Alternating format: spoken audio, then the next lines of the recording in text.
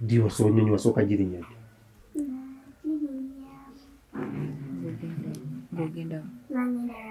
Ngogenda Rwanda. Kati wayogenda muli nyonyi checha simu kusamusa. Imana twayangu. Ngeyambuka yawati. Oliro kyange yambuka. Nalire sana. Ngakamunguza yao. Wamanyumiza ako.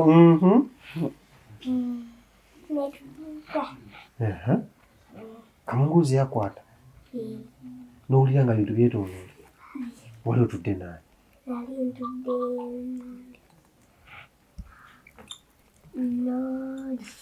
N'ono. omulala. Ono. Tebakuyambako. Wabanyuga mu kamunguzi ankutte. Kati kamunguzi yakoma ati. Nga mutuuzi. Natera okulandika. Kunyonyo kubanga bakuliko ebyokulya ku ebiri wamu. Byakulya nga ki?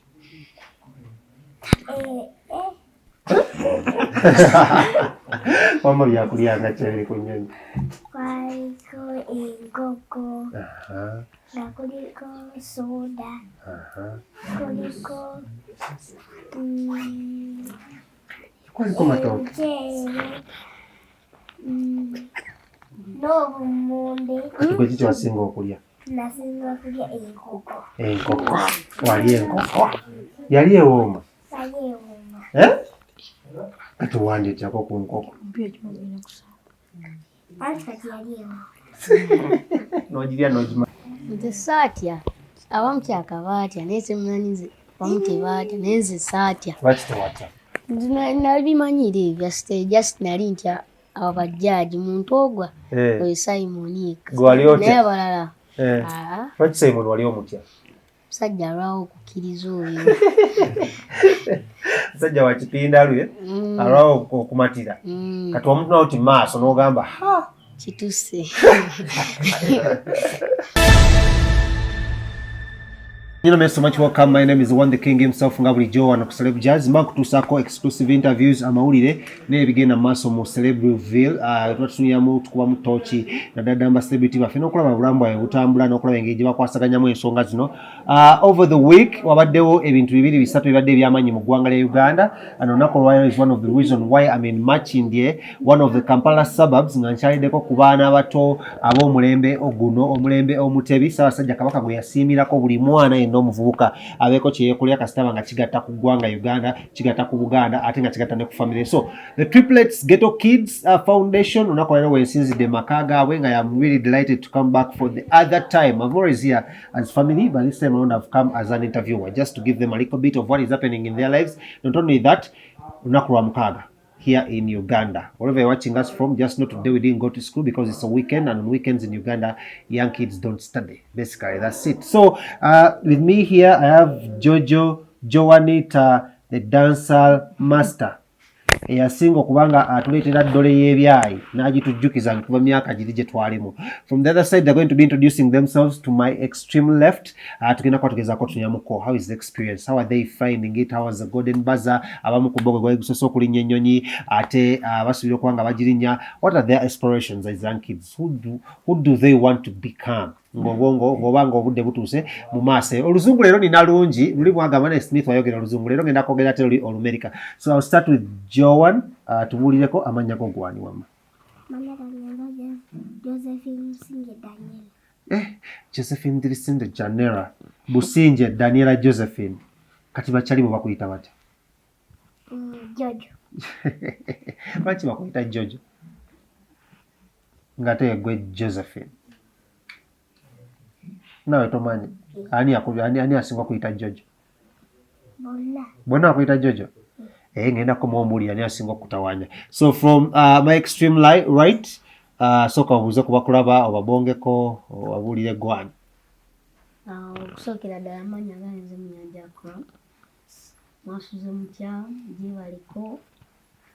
Oyo asinga effujjo according ku bitabo by'omumaka gano bye nsinze okulaba. AKA sooka ogyogera abantu bakutegeere ng'oggyeko eri Amuyanja Akram. What's your AKA name? Chwalistico. Chualistical. Gwe Musabawonya. Kale addakaawo ani ano celebrity yeekwata. Gwani? Amanya gange Maria Florence Nakiyinje. Maria Florence Nakiyinje. Ate eke bakuyita. Bakuyita ku dancehall. Ng'oli wali wakuba omuziki. Toyina erinnya toneetuuma. Kale kangende kwaddako the little one still. Amanya gange Sierra Inomugisha. Sierra Inomugisha. I want to shout out to my OG and my head girl, former head girl, that is Makere Bayamita Sierra. She's really a very big lady now in the country. Nenze munange bintu yansule. Amanya gange Mutima Shakira. Ate eke. Kaviri. Chava kucho kutuma Kaviri. Soko nyumizeeko awo. Era ani yali kutuuma? Manager wange. Manager. Oza chava kuki? Enviri ennungi. Yakadde kulumya Patricia. Enviri ennungi? Olina enviri ennungi? Kale, I'll come back to you. Tuongere okwogeramuko kangende wa B-Boy Master. Ono mukuba Samaye kati wali wa mwenkana kati mu ggwanga lya Uganda. Zamanya gange Mbazira Ashraf. Mbazira Ashraf. A.K.A. Boy Musudan. Boy Musudan. Lwaki gwe Boy Musudan? Kusinzira ku skin yange. Ku skin color yo. Skin color yo gyagala. Tokula Nakyengo oyo yatuukawo myaka 2 n'akwata mukko. N'akwata mukko ne tuyita Boy Muzungu. Asembayo. Amanya gange nze Madwana King. Madwana King. Weddira ki? Neddira Mpologoma Kabirongo. Erinnya ly'empologoma gwani? Nze Kayondo. Kayondo. Kati osoose tuwulira AKA ezo. Toyagala abantu kuyita Kayondo. That's my son name. So ani yakutuuma King? Mama wange. Lwaki yakutuuma King? Yeah, man. Kale kasokezeeko ewa Joan. Joan olina emyaka emeka? Josephine actually. Yogera kunya abantu bakuwulire. Nina emyaka 5. 5. Bakuzaala ddi?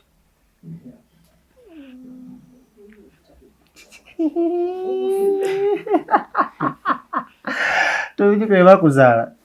Patricia tagamba nga ddi bakuzaala. Kati kambuzeemu wamma gwe bw'okula oyagala kubeera ki? Oyagala kubeera dokita. Dokita ajjanjaba ki abantu ebisolo? Abantu ng'obajjanjaba ki? Bulwadde ki? Bonna. Oliyo dokita ajjanjaba obulwadde bonna. Gwe kati owalwadde bakututte wa dokitaani. Dokita tomumanyi akujjanjaba? Ni kati yakubye empiso. Byakulumye. Wadde olwadde ki? Kuba nange ndi mulwadde gwe wadde olwadde ki?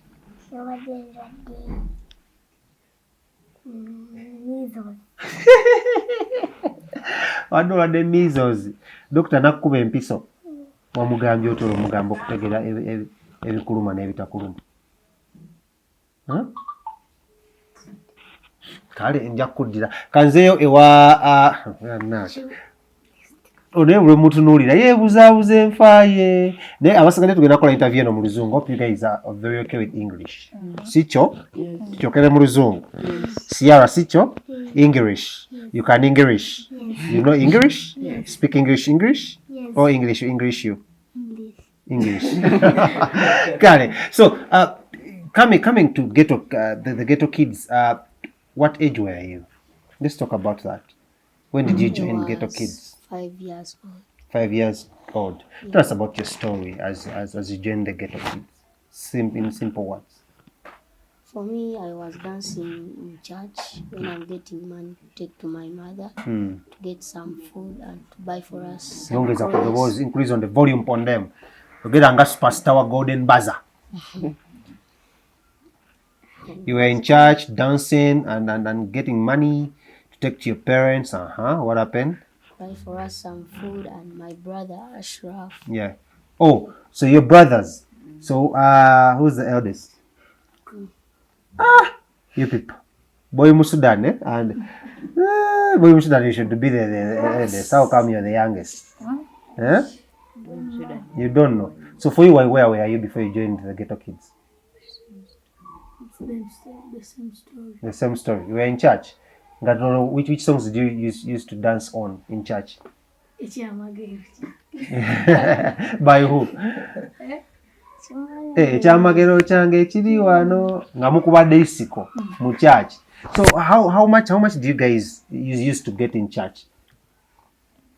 Like how much? Sente zojjukire nyingi ennyo ze mwafunako mu church.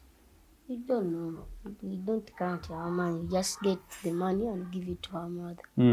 Yeah. So your mom used to know that you guys were dancing in church? Yeah. But you're Muslims. Just your name sound Muslim. Yeah, we are Muslim, but our father died when our father was taking us in the mosque. But our father died.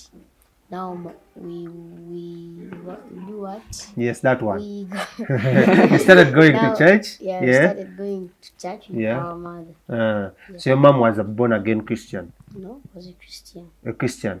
Which church is this? What's the name of the church? Salt TV. Salt TV. Canaan. Wa Pastor Bujingo. Gye mwaziniranga.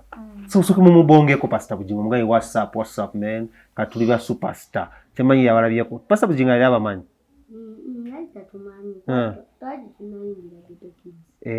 By then. So how old are you now? I'm 13 years. 13 years. Which class? P7. P7. You're a candidate. How is school? School is good. Anyachi, what are some of your best moments at school? Eating portion. I'll go straight to your brother. Amma, tell me about your best moments in school. Which class are you in? P6. P6. Okay. Which school? Machinde Citizen. Okay. So tell me about your best moments. Me too eating portion. Harimba. So tell me about your story. Let me come. I'll get back to you guys. Tell me about your story. How you joined the Ghetto Kids. I joined Ghetto Kids in 2017. Volume? I joined Ghetto Kids in 2017. I was in a group called Red Talent Young King and Maria. And then one day, our manager called that manager by then. So we come to dancing studio, and then they had a video. I sent some they are going to shoot, and then they picked some children to dance in the video. Yeah, so we're three of me and King and Maria. Oh, you were three. Yeah. You, Maria, and King. Yes. That's how you came. So it was these two joined together. You joined at the same time. Yeah, the brothers, that is Ashraf and Akram. Yeah. So then you, Shakibu, Maria and King joined at the same time. Yeah. So how did you come to join after the video? What happened? After the video, and our manager talked to that manager that I want to take. Which manager talks to which manager now? Our manager. Manager teacher. Yes. Talked to your manager. Yeah. Okay. And said that I want to take care of that kids, to dance in Ghetto Kids, all that stuff. And then our manager said yes. And then they went to our parents. Yeah. Okay, so and then they talked to your parents. Yeah. And then that's how you joined. This was 2017. Yes. Okay. So how has been the Ghetto Kids? What were your expectations when you joining? You expected to eat a lot? No. Drink a lot? Yeah. And then to fly. To fly? Yeah. So you always wanted to fly? Yes. Not until you flew. So King, what is your story like when you joined the Ghetto Kids? Tell me about your experience now that you've come in the Asante Sana video, muzinye, mukubyo Mombasa, gubayisizao, muyingide Ghetto Kids. Tell me about it. So, in English? Yes, in English, because I have an international audience that is watching. Okay. After joining, we didn't go straight in the Ghetto Kids. We stayed at our parents' home. Okay. Then when they are going to shoot a video, they come for us. Okay. We go and we shoot, we come back. Okay. They give our parents money. So me, for the first time, I came into their house to take a nap for one night just to see all of them.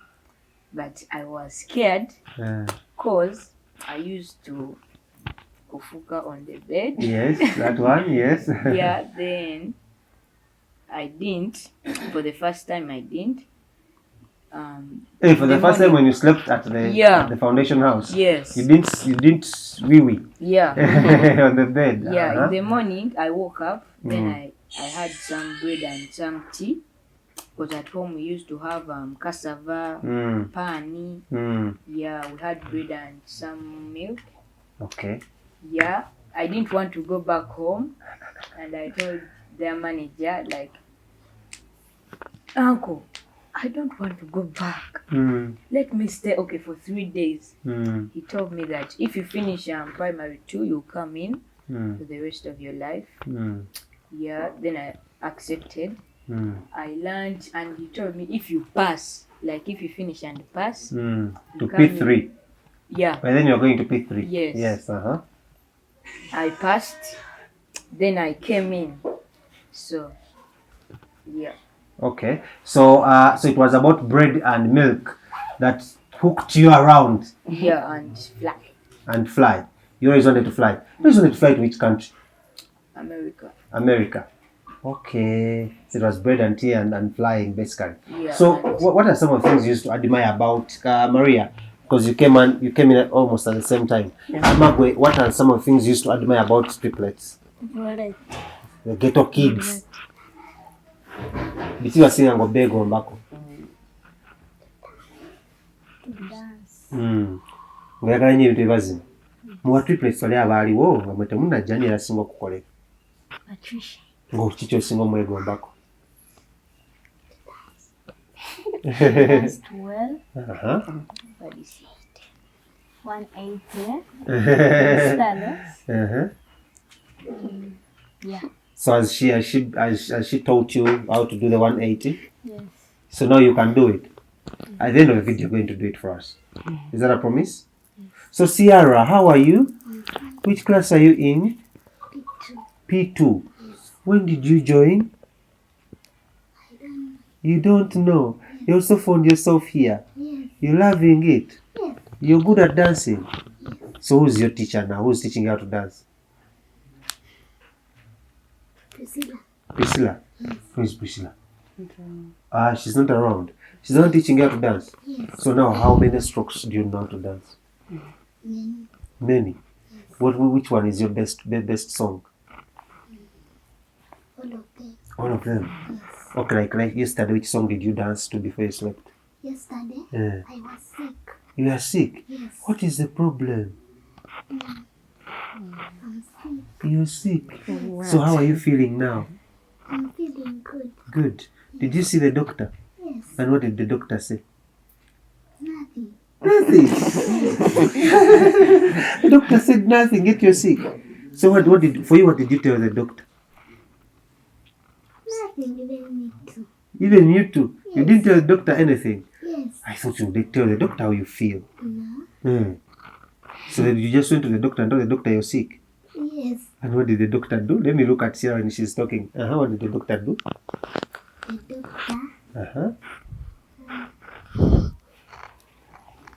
The doctor. The doctor beat you where? Okay. And then put bandage like for this one. And then I go to sick bed. And then they put me this casting which is up. Up like this one, eh?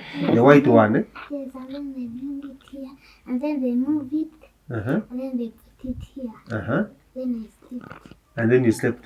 Yes. So when you woke up, what happened? They give me it. Yes.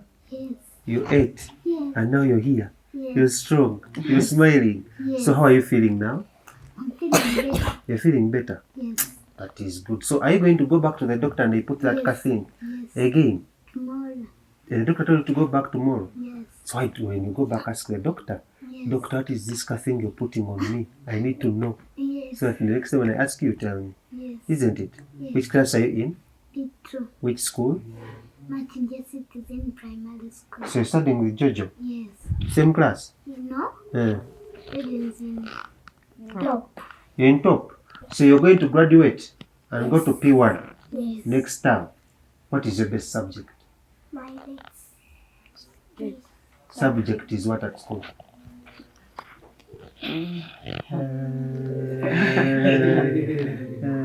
That was math. 4 plus 4. 8. 8 plus 8. 16. That one was. I don't know. They just told you. This one told you. So what about English? You don't like English? I like You study English. Who's your best friend at school? my best friend is Colin. Is it? Colin. Colin. What is the name of your best friend? The name of my best friend is Colin Letitia. Letitia. Yes. She knows how to dance. No. Well, why is she your best friend? She gives you eats Yes. and you eat together. Yes. Like which eats? Chapati Yes. or banana? Chapati. Chapati. She brings out of chapati at school Yes. and she gives you. Yes. You sure? Yes. Okay. So let's go to the golden buzzer because I just wanted you guys to get to know each one of these guys and who they are and how they joined. So let's start with the one who wanted to fly. King wanted to fly a lot. So first time you fly, what was your first experience? Tell me about your first experience on the plane. Kunyonyi. Me, I wasn't talking too much because I was scared of that one. The plane. We were flying to Canada. Yeah. I was so excited. Even I don't know. You don't know Naku don't know? Yeah. Yeah, it was so nice. I was so happy. Yeah. That was it. Did you wee on the plane? You didn't. So Ashraf, right? So Ashraf, what was your first experience? Tell us about your first experience going on the plane. It was not bad. Where were you going? Oman. Oman. For the World Cup? No. Perform. To perform. So this time around they bring you the passport, you're also going. Eh? Tell me, did you even tell your mom? Yes. What did you tell your mom? Mom, I got the passport.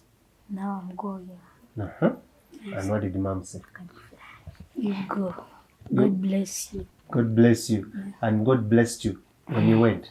Tell me about your experience in Oman. How was it when you went there? The man was cute. Just good. You didn't see anything that was exciting. Oman was cute. Naye ndayita bye ntubize mu Luganda kubanga ndaba abamu balire bagala okuŋŋamba naye katamaso emu yange kye byali Oman ebyakusabula. Kiki walabayo kyewali tolabangako? Ama King goleka bire walabayo Oman byali tolabangako. Nga wabiraba wa? Ekisezo nti yagenda Canada mu kusooka. Canada mwagenda nana. Wamma gwe mukulu makubano. Wamma gwe wasooka genda wa? Nawe Oman. Nona naye Oman. Onabyeganiddewo. Mawulira naye wasooka genda Oman. Wasoose genda wa? Kenya. Wasooka genda Kenya. Then wagenze ne Britain ne Bungereza ne UK. Tewagenze UK. Ate gwe wasooka genda wa? Mu America. Wasooka genda mu America. Kati mumbuzaabuza kati mutambula kati gwe mu America ate wagenda ne bani? N'abakulu. Ne King n'abakulu. Ne King n'abakulu. Kati ate ono yali ludda wa? By then? Naye teyagenda bugenzi. Kati bwe mwamala ne muddayo era naye n'agenda. Kati ne mugenda ate Oman. We twava mu America. Then ne tugenda ewa? Nigeria. Mwava Nigeria. Ne tugenda Oman. Mwava Oman. Ne tugenda Sudan. Mwava Sudan. Ne tugenda Kenya. Mwava Kenya. South Africa. Kati yawedda wenjagala. Rwanda yawo wano juzi. So kutumye ku yakate ya World Cup. Experience ya mango tusemba basajja bali abatalabiya. N'abatuukamu. Bwire essanyu. Bwana alisiranga ku mupiira kuba tugulaba ku TV live. Tutula ffenna ano. kale tugulaba nenagula nze yali alaali netulekana netulimambute yali tiimu ki ku tiimu kyezalizanyi gwali nsi England ne simanyi kisimanyi ne nalimanyi England n'ogirabako abasambi n'olako live maaso ku maaso Saka wamulaba Saka walaba Keni kati Keni wamulaba wulira otya nawulira essanyu nabalaba nga bava mu kirungi ekyo kye baviiramu nga bayingira ekisaawe balina engeri gye bakwata kalayini nga basawe banebawanika kekasinga okunyumanendaba ekyo kisanyu ize noyagala nnyo omupiira nza omupiira ngugoberera nnyo ogusamba n'ogusamba gwemma kati mwagenda mu World Cup kyali kitya kyali kirungi ki ekyasinga okunyumirayo abasambi b'omupiira mu nsi balabangako musambi kigwenjukira gwe walabako Messi wamulaba maaso ku maaso omala omwana yakulabako Messi maaso ku maaso ng'akuba eddiba wewulira otya nahunya bulungi tewasaba akaserefi tekunya nimba Mbaga bamukwatako mu ngalo ebiro tuli mbiroto byawuma lumwozanyira mwennyini agamba nange singa lukya wamate gwe experience yo yali eti teyali mbi nnungi nze ensi yasinga okunyumira France wagende France kyekyasinga okunyumirayo nagende France twatuuka ine lwakuba ekyatusala emmeri yali tewooma ate oyagala nnyo eddigo oyagala nnyo akawunga twatuuka France nasooka batwala mu gundi ya PSG bagani mulonde engoye netulonda engoye mani tugenda mu kisaawe kya PSG tukale tusambamu nodibolinga mwali naawe nawe oyinamu oyinamu gwe ayinamu wama ebimala ajja kukima kuleteko ku ttaafu gye tukubira tulawe oba oyinamu ekyasinga okusanyusa gwe kugenda mu kisaawe kya PSG mba tewamukubakubako naye selfie n'omukwatako mu ngalo awulira oti nawulira essanyu lingi tumitinga ne Kimpembe sambi bawumalu bonna omuli wali kati kyomwogerera mu mutima kingi gwama nsi kyesinza okunyumira mu zona zotandikemu UK awo tuba tugenda wenyenyini Golden Buzz agenda tandika ne Jojo guno gwe muliko gwasosola nnyonyi diwa so nnyonyi wasooka giri nnyonyi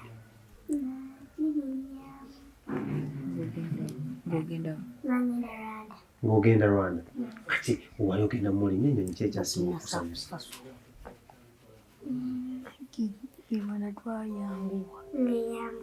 ng'eyambuka bati owulira otya ng'eyambuka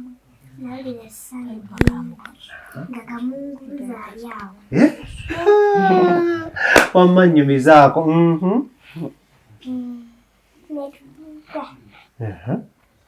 kamunguzi yakwata n'owulira nga bintu byetooloola wali otudde naye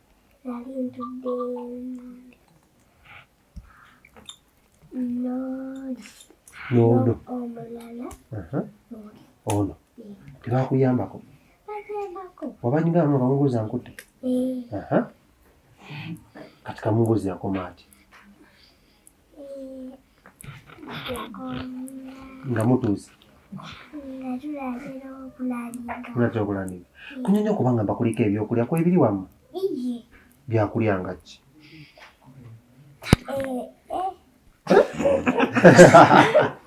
wamma byakulya nga ki ebiri ku nnyonyi kwaliko enkoko nga kuliko soda kuliko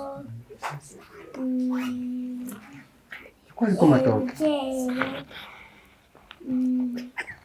n'obumonde kati gwe kiki wasinga okulya nasinga kulya enkoko wali enkoko yali ewooma yali ewooma kati owandeetyako ku nkoko anti kati yali ewooma n'ogirya n'ogimalawo let's talk about the Golden Buzzer. So mutandika mutya okutraininga how did the whole process start kandandike nono kyaliwa ne Accra babagamba nti mugenda banga tukole video.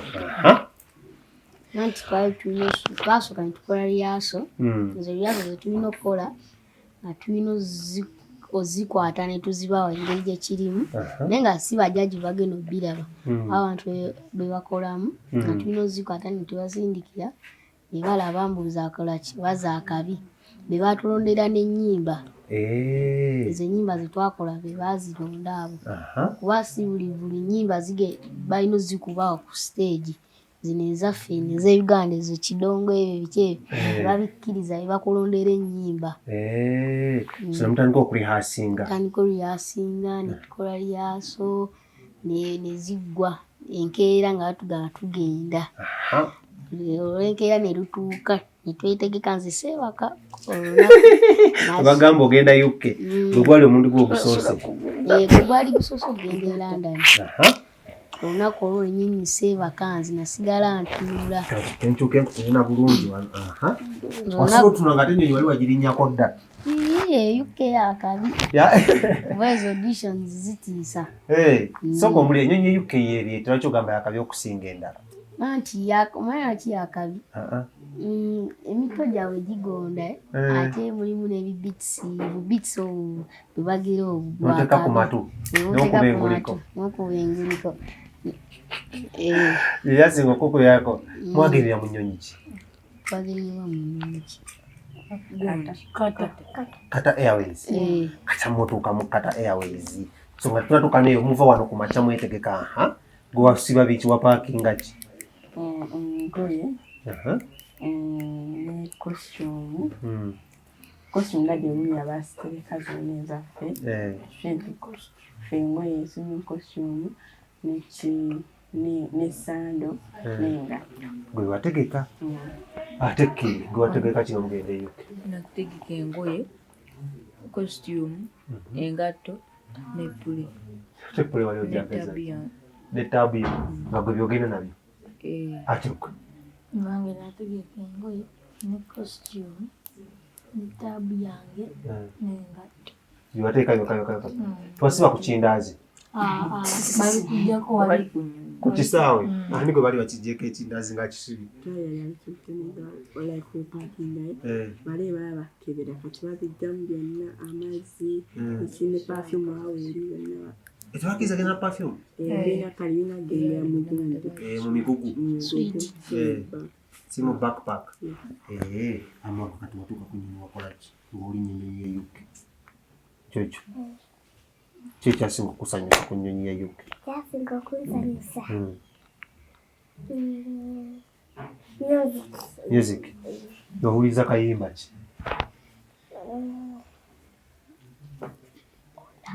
Okajjukira? Kayimbemu.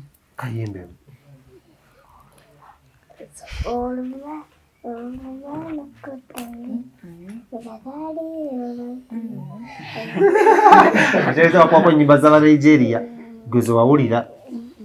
Maria nawe pozi wagenda naawe? Tuli muterere. Wasigala ki tewagenda? Wali ku ssomero? Wali watrainingamu eyo dance bazina bantu? Tewali mu routine? Wamakatawe ensonga kitwali so mutuuka e UK ennyonyi zaako si gwayogera mu kavidiyo gwe? Ani leero wayogera mu kavidiyo? Ono yayogera mu vidiyo ya TG. Si gwayogera? Kati ennyonyi ze otuuka e UK wamma ani abaanyirizaawo era mutuukira wa? Okutwaniriza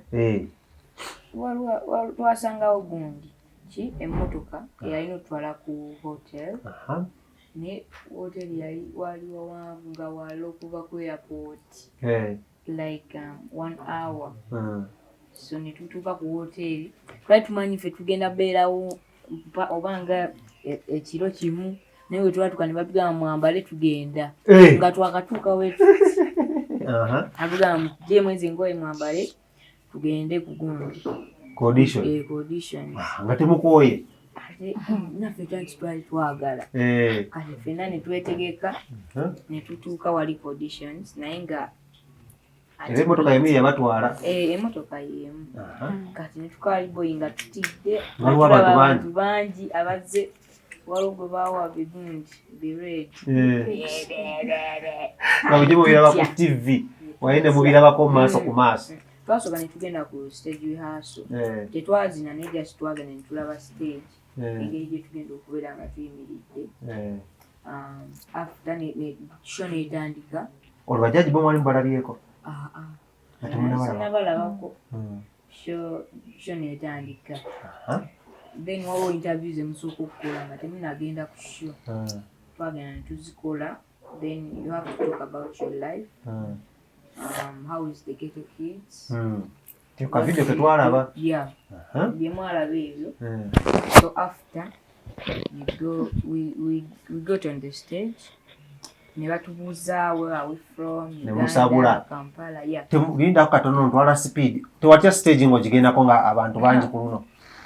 Kyali kiki express okonyumizeeko awo babagambye Ghetto Kids mu abaddako. Nze saatya abamu kyakabaatya naye simumanyize abamu tebaatya naye nze saatya. Lwaki tewatya? Nabimanyire ebya stage just nali ntya abajaji muntu ogwa oyo Simon naye abalala lwaki Simon wali omutya? musajja alwawo okukkiriza oyo musajja wa kipindalu alwawo okumatira kati omuntu nawo ti maaso n'ogamba kituse. Ama Jo wajja ku stage wawulira oti?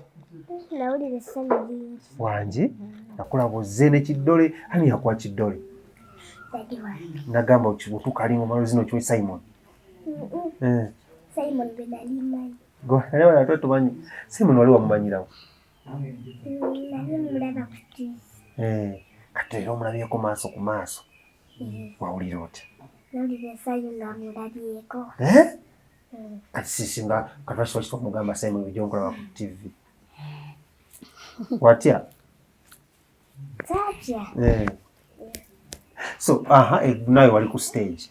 Kyali kitya sooka omuleko gwe omuntu ogenda ku stage ng'ebitaala abantu bakuba enduulu Simon atudde wali bonna batudde Bruno twali tutidde naye twagenda ku stage twakola bulungi nga byonna bye twali tuyiplaninze eno byonna bye tuyikola atwawera nnyo essanyu batwagodde embaza tunagodde embaza twali tetugisuubira twali tumemba nagamba muyiseewo naye nga tebatwadde godde embaza tunegodde embaza tebagiweera mu makkati ga performance bagiweera at last neffe twamenyeyo recording bagitwaledde natife makkati naye kale bagiweera at the end of the performance. So kati gwe wakuba ono si yakuba gondi ya free zone sama mu bbanga biboya oliki dancer. So kati aka freeze ako waveno wakangu kaplaninze tukaino gakambalageko ije tubamanyi naffe tukuba biboya kati wakakuba ni wakuba golden buzzer wawulira oti? siwe nakakuwe bakubira bayisaawoko obole ne bali bamaze ogikuba So how was the feeling about your golden buzzer? Kwa temwayimira mwasigala muzina mwali mukimanyiiko oba? Twalidde tukimanyi. Naye bakuba golden buzzer. Twawulira essanyu lingi tugamba tusoke tumaleyo essanyu tuddadira abajji tumaze perform. Kingi bangamba go asinga okuleeta obuntu bwa golden buzzer Uganda. Teyeeganye namuko. Lwaki obuntu bwabende wabujjayo? Sitwa batugamba musobola okutwalako. Just history. N'obulonda walondanga bumeka? Simanyi. Naye ensawo yali ejjudde? Wateeka mu nsawo ki? Right. Empati. Kati lwaki wali obutwala mazima ddala? Just nzijukire. So tukulaba ne injury. Ate injury yajja ddi? Like when I was 5 years, I mean nkuba sama. This one front back wajeri obwasooka nga njiga nagikuba then olunaku olulala nenzija nkola eki giddemu kati nali njikuba wenti ekyomukisa ekibi ekyaliwo nekugulu nekwekanga then I didn't feel pain at that moment but wewayitawo olunaku lumu nentandika ojuwulira muno mukani crap cap Ekikopo ky'evviivi. Kati ne banzijanjaba for 1 month nentereera, then when najoininga nkikomawo ne banzijanjaba za weeks nga 3 nentereera, so kyakomyewo obukomi. Kati kyakomyewo nga maze ogenda eri mu Burundi mu BGT ekyeza wali ozina wali okay? Nali okay. Oba byewakolera ebyakuleetera okuba nga bikikomyawo? Nali okay. Wali okay? Kati weewulira oti? Ngenda ntereera. Ekyeza kikomawo nekigenda. Naye kati kigenda. Abasawo bagambye. Okay, that's nice. So how was naye bangamba obuntu wabuleeta? Obuntu. Muyima nabakepala muli ba business man oyinza okuba buleeta nga oyagala kutuuka eno kuguzaako ku bawumalu. Obuntu saabuleeta. Tewaleetayo wadde? Sigula sinayiringira ku stage n'obwebakamu bw'oti. Jojo ne Kavi. Fenna. Mwenna wamma mwenna nabalaba. Jojo amuwa buliwo obuntu. Saleeta. Tewayoola. Simon ndole ekyo omwana n'okimuggyako. Oba kimulekera. Wakimuggyako. Naye kimuwanga ekirabo.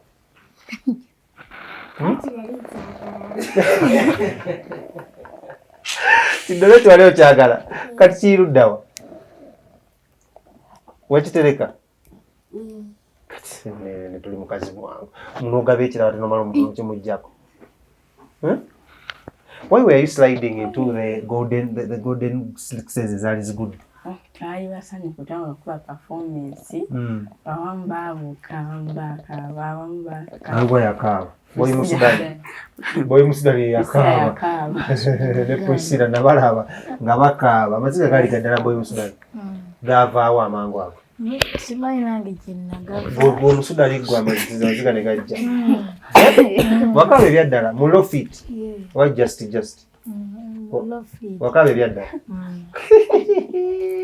Kati obuntu bwaleeta wabuteeka.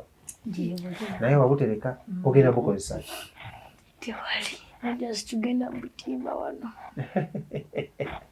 Kati kambuuzeemu wamma lwaki temwatugambako mbu nno mufunye golden buzzer nga mukomyewo? Atukomyewo. Anti waliwo empapula zemusayininga. Tumulina kufulumya amawulire before nga tebannaata bo. Tebannapostinga show. Kati ffe twasayininga personal issue. Nebeeranga personal issue. Efuuka personal issue. Yes. Ng'evudde byolukale. King oli mufere wa ddaka. Yafuuka personal issue. Ne kusoma temulina gwe mwagambako. Mujja kukola business mmwe mbalaba.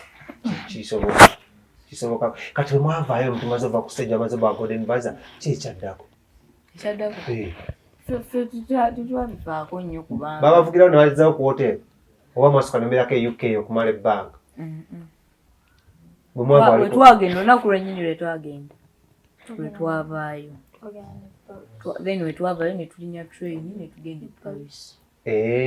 Okuva mugenda e Paris. Kati awo Paris awo mugenze kukola kulya ku Masaka. Kulya ku Zamu. Nedda. Waliwo baali batuyise. Mugende musogama nawo mu performing. Oli ngaasese. Aleka alina kyamanyi kye tutamanyi. Kati ku hotel mwaddayo bate mwaddayo. Waliwo bye bannimbye byolabye nga bannimba mu mboozi. Bwe mwava ku audition gwe matunyumiza emboozi yaleetemu abakozi. Kiriwo ekinyagala ekikyo. Ekyo kyayogedde kyekimu. Wanagenda naye. So kale, away from that, so golden buzzer mugifunye mukomyewo amawulire g'essanyu ekyeza mu happiness ffe tugenda eno gijaganya nga mwe yabaweddeko dda. Ffe olwedde twali tetukikiriza. Kati twakikiriza ddala nga tumaze kweraba wano. Kati babakubira essimu ne bagamba kati bagenda biteekayo kuki bagenda giteekayo. Manager ye yatugamba. Mwali temubimanyi. Nabwe ne mukamusanyuka nga mweraba. Kati mweraba ku TV mu performing nga muwulira mutya katandike ne King. Nze nawulira essanyu kuba twali ne baba waffe Patricia. Ye yasinga osanyuka mu ffenna. Yawulira essanyu ng'ekimusanyusa nti bo tebaatuukawo naye omukisa nti ffe tutuuseewo ate tuli mu gurupu y'emu. Mama kitegera ayinza kutasanyuka. Mama kati gwe wawulira oti. Kati biri biri ebitwaddamu nakwerabako kati ate wanozeemu era avuga akamusitooko naye kanakakuba bubi. Nawulira essanyu lingi ng'ataze okuti. TV. Wanaffe twali tulaba abaana naye naffe oluusi tubeera twatukanitwera naffe TV. Olina sitoko gye walaba nga baba recordings n'ogamba singa like abo nakakola bubi. Tewali kubanga byonna ebintu byali perfect. Maria, wawulira otya ng'olaba banno ku TV? Nawulira bulungi kubanga saatuukawo naye nze nasankanye. Kati webakomawo tebagambako tino batwadde recording buzz baasirika nawe tebagamba abaana bano nga balina empisa eno nga mubeera wamu tewabanyiigira?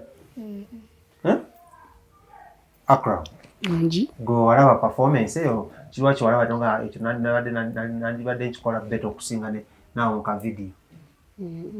Buli kimu nga twakitegeese bwe twakikola. Bwakikola kyatambula bulungi. Kale nga twagala okuba nga tumaliriza tugenda kuba twogerako ku what next. Musuubira kuddayo ddi? Musuubira kutuukawa mu dance careers zammwe? Era kandandike ne King bw'okula oyagala kubeera ki? Bwenkula nze negumba nnyo ani Ronaldo. So ani kwaga amagulu ago? gana amagulu gakubungi. Osamba namba ki? Oyitabye awusira toyinaawo Nedda, kagendewo Akrama toyinaawo olaba oyitabye toyinaawo kafiira waddaawo. Amakrama osamba namba ki mu kisaawe? 3. Yeeyimirirawo ekyo? Eyo yeeyimirirawo namba 3? Wonna we bagiteeka ye kubaawo. Sirabawo kapiira wadde. Namba yo osamba namba ki? Na musanvu ayimirirawo mu kisaawe. Left wing. Left wing. Namba musanvu ga wemba omusalawo wali fitness. Mbeno ku left. Kubisa right. Akatugozanya FIFA. Ogozi mupiira gwa ddala. Wama boy mu Sudan. Oyagala kubeera. Kale ng'ojjeko okubeera omusambi w'omupiira Ronaldo. Ki kyakiyagala okukula okubeera? Nze I'll continue dancing and if I get a chance me too njagala nzimbe a big house nange ngezeeko okuyamba abaana. All right, that's good. Boy mu Sudan, biboya. Obwokula yagala kubeera ki? Nze nange nkula. Naye okoppa nnyo tokoppa n'amannya. Oyinza okukoppamu ekizamu n'erinnya ly'omuntu n'oliteekako. Nze wenkula agala beera nange yakwegombesa. Kino kikyomwegombako manegi? manya kyemwegombesaako alina empisa. Esinga okukuba. Kale Jo bw'okulamu oyagala kuba dokita ajjanjaba abantu kusigenda kuzaako. Kale wamma bw'okula oyagala kubeera kirinamu kapiira? Netball. Oli wa netball? Bwetwagera ku match olumu tugendako mu match tugenda nitusambako omupiira abiira bamweza omupiira yaroza tuli mu neti oba oyagala kubeera mu goalkeeper? Wamma gwe oyagala kubeera ki? Presenter? TV, radio? Both. Presenter kyasinga okukolera mu Uganda? Trisha. Patricia. Trisha ku TV. Like Patricia contributor Trisha. Akoleza ne wama Sierra. What do you want to be when you grow up? Yogera nnyo abantu bakuwulire.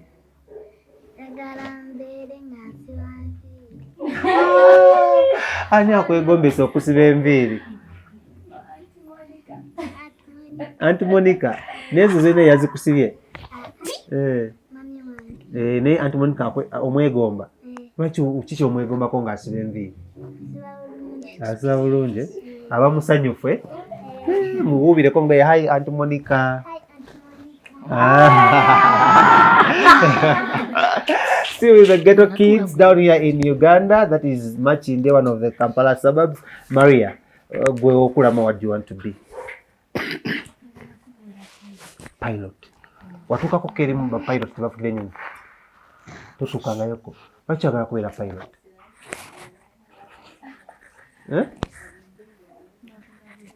Yogera nnyo. Bavuga bulungi ennyonyi. Kati gwe pati ky'ennyonyi esinga okukusanyusaako kuba kati wali ogituddemukko ogimanyi. Nga mwambuka. Kiwulikika kityanga ennyonyi esimbula ng'eyambuka. Okakasa ono ekyamuleetera kamunguluze gwe kyakuleetera ki? Tewali. Wali weesiye seat belt. Pati ky'ennyonyi wangi? Kale katu excusingemu Jojo katono nnyo abeeko emikolo gy'akola agenda kubaakomaho nga tumaliriza. Jojo sooka omaliriza emikolo. So Maria, kiki ky'osinga okwagala mu nnyonyi? Kulya.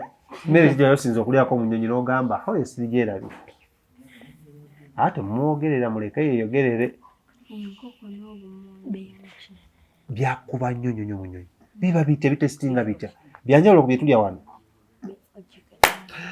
Kale Akram, wamma gwe okula oyagala kubeera ki? Nze nina ebirooto bibiri. Ekisooka? Musambi wa mupiira. Naye nga toyina musamba namba 3. Mwaki nyina namba 3. Mesa akuba namba ki? Shati namba oba enamba gy'azannya mu kisaawe. Namba gy'ayambala. Right now. Right now ayambala 30 takyali mugundi mu premier eno kati simumanyi nnyo. Ali mu Bufaransa, ali mu PSG mpozi. Naye agenda vayadde mu Barcelona. Madrid. Eri Qatar, emanya Dubai. Ya Saudi Arabia. Kati ekyo ekikwagaze kwambala okusa kati gwe naye mu kisaawe ozannya namba kyentuufu. 10. 10 yabeera ali mu kisaawe. 10 yawa emipiira awa owa wingi wa left awa n'owa gundi n'owa wingi wa right awanga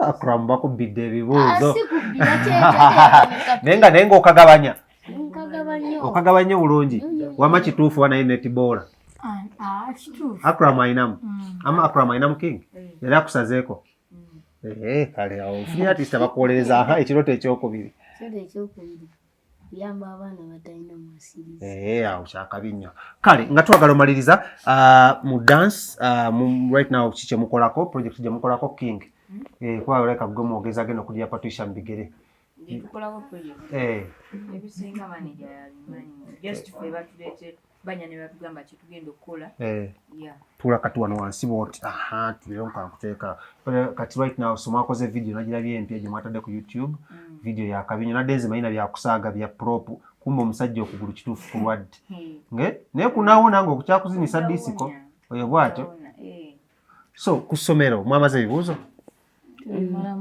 mwena wiiki isomo liri kitya subject kyesinga okukolera math 16 times 16 akuyise katonda kale 8 plus 8 16 plus 16 32 si 36 32 minus 5 plus 7 agenda kuyita Allah agenda kuddiramu kyakirowoozaako wamma subject esinga okukolera ku ssomero English. What is a verb? A verb.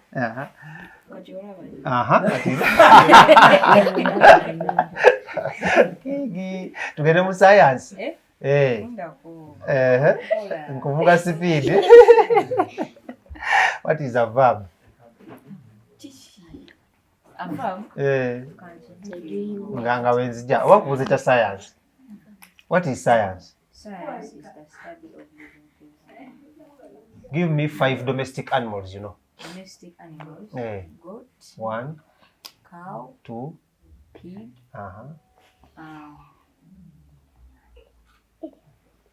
Domestic. Domestic. Dog. What is the difference? What is the difference between domestic animals and wild animals? Subject chasing up when you kusomero sagala ingi. What is a proverb?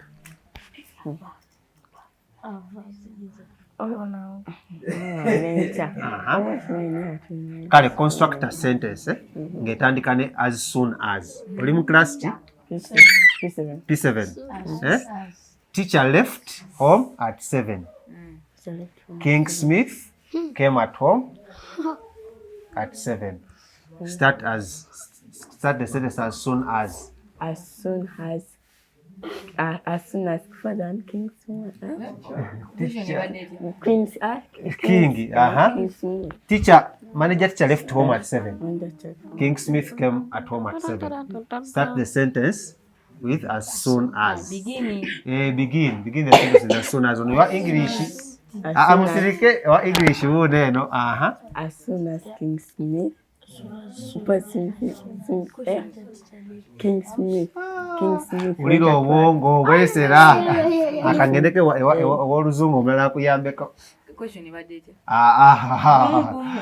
The question is manager teacher left home at 7.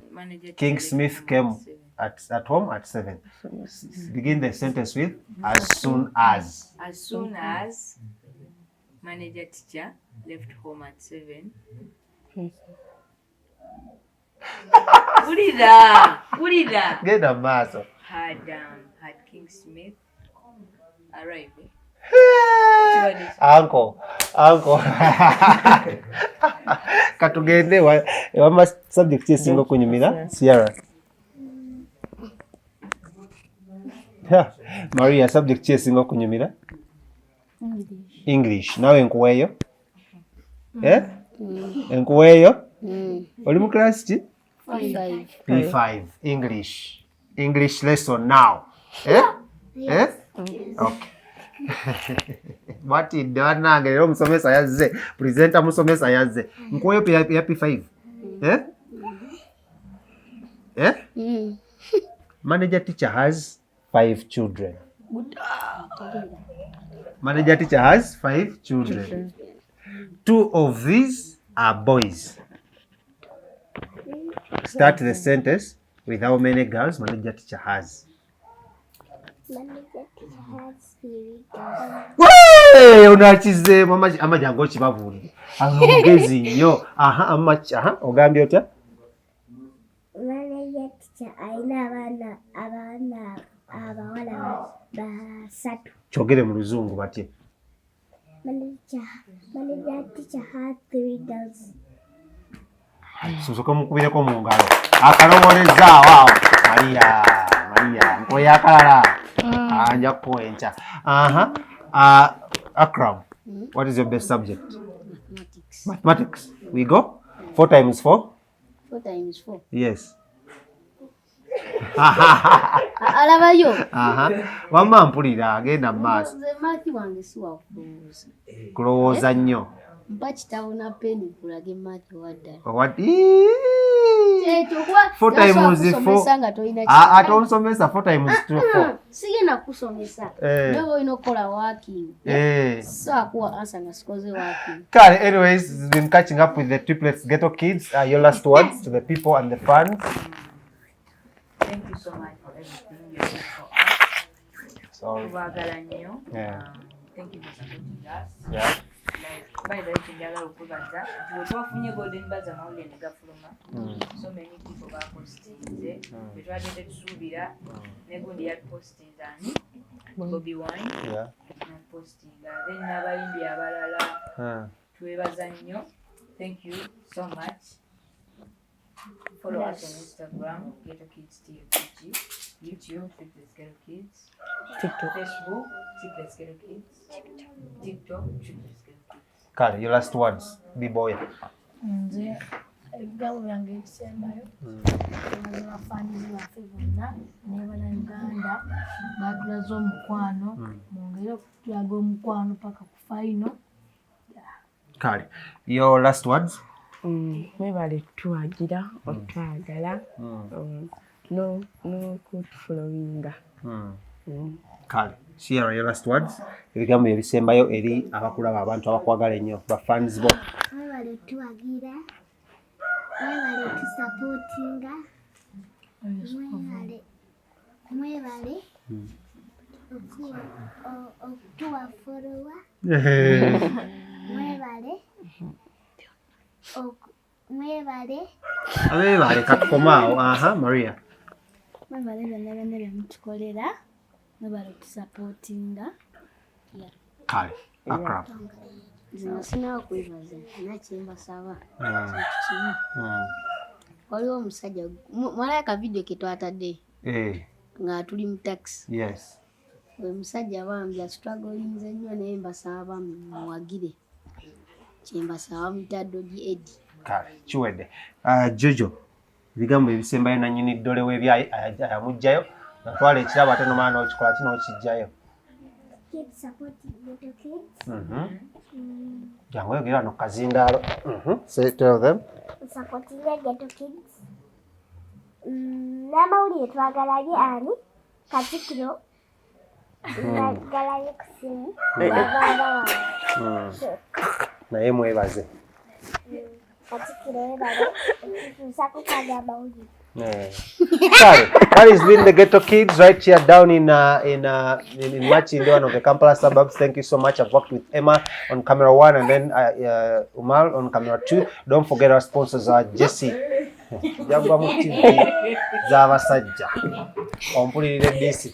Don't forget Jesse Tours and Travel Company, your reliable tours and travel partners. Please call them up on 0777 023405 and contact King Montage Studios at 0702 104125. Thank you so much for watching. We are the Ghetto Kids.